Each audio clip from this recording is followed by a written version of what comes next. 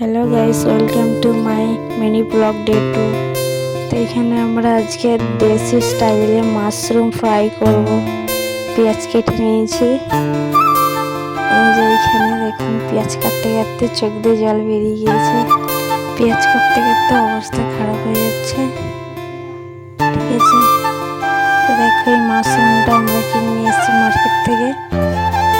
এটা আজকে ফ্রাই হবে। তো ঠিক আছে, রান্নার সময় দেখা হচ্ছে। দেখো এই মাশরুমটা, তোমাকে খেয়েছো কমেন্ট করো যে পেঁয়াজটা আমরা একটু ভেজে দিলাম হালকা করে। ঠিক আছে, দেখো দেখতে থাকো।